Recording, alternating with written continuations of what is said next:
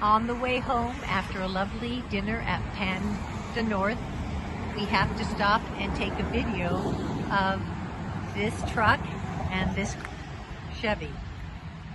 Bob thinks it's a Corvair. I know it's a Corvair. It's a Corvair, and he thinks it's cool because it's been made into a truck, and I don't know who owns it. It is rather nice. It's a Corvair 95, and that's it. You have to show this. And this is called a Rampside.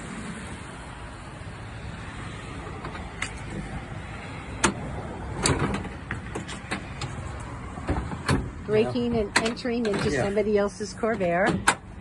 So this is a ramp that was supposed to come down. So you could put a lawnmower up in there or something. Oh, or bicycles.